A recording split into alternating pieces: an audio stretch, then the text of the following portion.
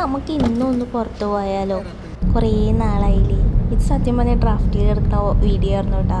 Voice over ചെയ്യാൻ മറന്നു. ഇങ്ങനൊരു സംഭവം ഉള്ളതേ ഞാൻ മറന്നു. അപ്പം നമ്മൾ എവിടേക്കാണ് പോകുന്നത് അറിയും? കോർണിഷേ ബീച്ചിൽ പോണതിന് മുമ്പ് ഒരു ഐസ്ക്രീം കഴിക്കാം. 2 ആൾക്ക് 3 ഐസ്ക്രീം, 2 സച്ചുവിന്, 1 എനിക്ക്. അതാണ് കണക്ക്.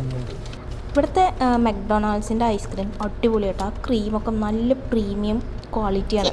നമുക്ക് ടേസ്റ്റ് ചെയ്യുമ്പോൾ തന്നെ നല്ല വ്യത്യാസം അറിയും. അവർ ആ ഒരു മെഷീൻ മാറ്റുമ്പോൾ തന്നെ ആ ക്രീമിൻ്റെ ടേസ്റ്റ് മാറുന്നത് നമുക്ക് ശരിക്കും അറിയാൻ പറ്റും. അങ്ങനെ ഐസ്ക്രീമൊക്കെ കഴിച്ച് നേരെ കോർണിഷേ ബീച്ച് എന്ന് പറയാനല്ലേ, ശരിക്കും പാർക്കാണ്. ഇപ്പോൾ കപ്പിൾസിനായാലും ഫാമിലിക്കൊക്കെ ആയിട്ട് വന്നിരിക്കാം.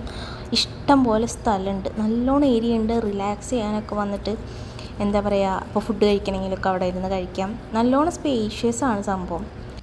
അങ്ങനെ നടന്ന് ഇപ്പോൾ നമുക്ക് അവിടെ തിന്നാൽ തന്നെ സൗദിയുടെ ഫ്ലാഗ് കാണാം. അതിങ്ങനെ കാറ്റത്ത് പറക്കണ കാണാൻ നല്ല രസമാണ് കേട്ടോ. പിന്നെ കുറേ ഏരിയാസ് ഉണ്ട്, ഫോട്ടോഷൂട്ടിന് കുറേ ഏരിയാസ് ഉണ്ട്. അതുപോലെ കുറേ ഫ്രെയിംസ് ഉണ്ട്.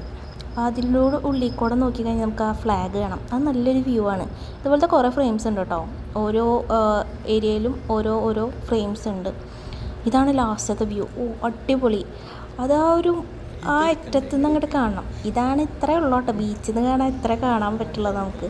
പക്ഷേ ആ ഒരു ഏരിയ കാണാൻ നല്ല രസമാണ്. അങ്ങനെ കുറച്ചിങ്ങനെ നേരം നടന്ന് കണ്ട ഈ ഒരു ഭാഗം തൊട്ട് ആ ഒരു അറ്റം വരെ ഒരു വ്യൂ അടിപൊളിയാണ്.